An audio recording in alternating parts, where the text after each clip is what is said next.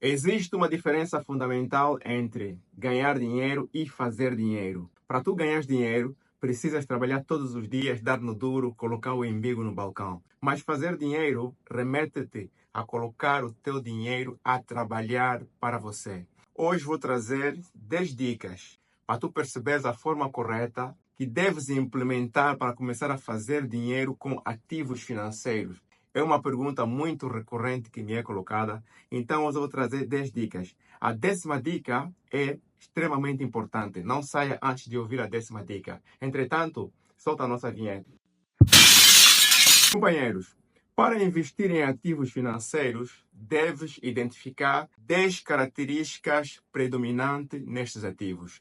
O que são estes ativos financeiros? Podem ser títulos, ações, metais preciosos ou outra qualquer commodity que tu podes encontrar nas bolsas de valor. E de facto, a primeira identificação ou a primeira característica que deves identificar neste ativo é se este ativo está listado numa bolsa de valor.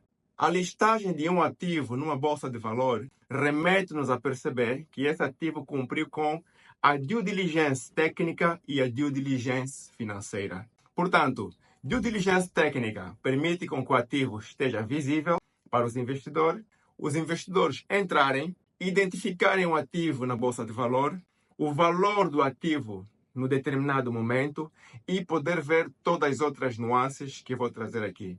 A due diligence financeira significa dizer que o proprietário ou os proprietários do referido ativo fizeram uma capitalização equivalente ao número de ações. Por exemplo, se é 1 milhão de ações que a empresa colocou na bolsa de valor, deve também fazer uma capitalização de $1 milhão, a razão de $1 para cada ação que ele colocou no mercado. Este ativo deve estar listado no mínimo em 2 corretoras. Essa é a segunda característica. Ndongala, por que ele deve estar listado na corretora? A bolsa de valores, a priori, não permite fazer transações. Ele permite apenas fazer uma análise do ativo que pretendes ou em que pretendes investir. Já na corretora, tu consegues fazer depósitos, compras, transferências, até mesmo aplicações, sem intervenção humana. Tu podes fazer a qualquer momento do dia, da noite e em qualquer parte do mundo. Essa é uma característica fundamental, pois quando investimos em ativos financeiros, nós buscamos a liberdade. Quando nós fazemos dinheiro, não devemos ter intervenção física, nem minha, nem de uma outra entidade para fazer qualquer transações. Na bolsa de valor, deve ficar de facto visível quantas ações ou quantos ativos estão disponibilizados para aquela característica específica. Vou dar aqui um exemplo. Esta aqui é já a terceira característica. Eu pretendo comprar ações da Apple. Quando eu entrar na bolsa de valor, eu devo perceber que existem, por exemplo, 10 milhões de ações da Apple Computer que estão colocadas na bolsa de valor. Isto deve ser uma informação pública. Eu devo saber ao certo quantas ações estão disponíveis no universo global. Porque quando é feita a capitalização em bolsa, a empresa ou os proprietários da empresa não podem começar, por exemplo, olha, eu vou lançar 1000 ações, depois vou incrementar, vai subir para 2.000 ações. Não. Ele deve dizer, olha, a capitalização em bolsa da minha empresa será de 10 milhões de ações de uma só vez e ponto final.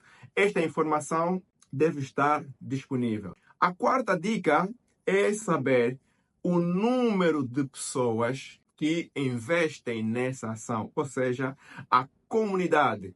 Quantas pessoas são de facto investidoras? Tu tens que entrar e saber, olha, nestas 10 milhões de ações ou nesse número de ações que estão disponibilizados, tem, por exemplo, sei lá, 50 milhões de pessoas, 20 milhões de pessoas, 30 milhões de pessoas que são investidoras neste ativo. Isto é extremamente importante, pois isso evita o processo de dumping. Tu poderás saber da quantidade de ação e do número de pessoas que são detentoras dessas ações. Se tu tens um número elevado de ações em circulação versus um número baixo de investidores, isso pode indiciar um dumping. Significa dizer que tem um grupo pequeno de pessoas que são detentores ou detentor dessas ações e que a qualquer momento podem influenciar o preço. A quinta dica, meus amigos, ele deve ter um white paper. White paper é a descrição do projeto que está por detrás das ações, dos títulos. A empresa tem que dizer, olha, eu estou a colocar as minhas ações, mas eu tenho um projeto daqui a 5, 10, 20, 30 anos. Eles vão se valorizar porque eu vou fazer mais isso, mais aquilo, mais isso, mais aquilo. Então, isso traz alguma credibilidade, traz um histórico das coisas que já foram feitas e, acima de tudo, apresenta a projeção futura, característica extremamente importante. Também deve estar disponível na Bolsa de Valor o market cap atual, ou seja, o valor da ação no momento, o valor do título no momento. Por que ele está a valer $1? Por que ele está a valer $2? Por que ele está a valer $3? E o preço do mercado não é feito, ou seja, o market cap não é feito de forma aleatória. O market cap é feito colocando duas variáveis. Primeiro, a quantidade de ações em circulação versus a quantidade de dinheiro que os investidores colocam. Vamos considerar que tu tens 5 ações em circulação. Se os investidores chegarem a colocar em $5, essa ação passa a valer $1 no mercado. Ou seja, cada uma das ações foi comprada. Se os investidores chegarem e dizer, olha, eu não vou colocar 5, mas vamos colocar $10 sobre 5 ações, o preço da ação dobra. Então, é importante saber quantos investidores, não é, estão nessa ação, na comunidade, obviamente, e saber quanto é que eles colocaram como dinheiro para fazer com que essa ação se valorize. Nós temos a seguir o Max Supply. Nongala, o que é o Max Supply? Nas corretoras, os detentores das ações não são obrigados a colocar todas as ações que eles criaram para a empresa em circulação de uma só vez. Voltemos ao exemplo de 10 milhões de ações da Apple. Se a Apple, por exemplo, colocar ou criar 10 milhões de ações para capitalização para sua entrada em bolsa, ela pode chegar e dizer, olha, eu só vou colocar 8 milhões em circulações num primeiro momento. Isso chama-se Max Supply. Ou seja, a quantidade global deve estar disponível, a quantidade de ações em circulação deve estar disponível, o investidor deve ter esta informação para poder fazer a sua análise fundamental sem problema nenhum. A seguir, nós temos o Total Supply, que é o total, ou seja, o volume global de todas as ações, ou títulos, ou mesmo criptomoedas em circulação, ou seja, que foram criados antes da entrada para o mercado. Estas são informações muito importantes. Vamos considerar que a Apple tem 10 milhões de ações e que só colocou 1 milhão em circulação. E a ação, cada ação está valendo $100 hoje. Meus amigos, tenha extremamente cuidado, porque ainda tem 9 milhões de ações escondidos. Eles podem injetar aquilo a qualquer momento e fazer com que o preço baixe de repente. E aquelas pessoas que investiram por emoção, sem fazer a análise fundamental, acabam por perder dinheiro. As bolsas de valor idôneas, que já têm alguma experiência, alguma andança, apresentam um gráfico da linha do tempo. Quais são as informações importantes do gráfico da linha do tempo? Em algumas corretoras, ela aparece em formas de vela, pode aparecer em forma de linha, pode aparecer em forma de gráfico. Para tu ver o histórico, esse histórico vai te dizer quando é que o ativo entrou em bolsa, qual foi o valor inicial, qual foi o valor máximo ou quais são os valores máximos que ela atingiu ao longo do seu tempo de vida e qual é o valor atual. Tu vais ir para lá e verás, não, este ativo já está no mercado há 5, 10, 15, 20 anos. É uma característica de idoneidade. Olha, já chegou a valor $100, agora está a valer 48. É uma dica de que, se ele chegou a valer $100, ele pode voltar a ter aquele pico. Nós vemos isso bastante nas criptomoedas, com particular realce para o Bitcoin. Então, o gráfico da linha de tempo deve estar disponível para qualquer ativo que esteja listado na Bolsa de Valores.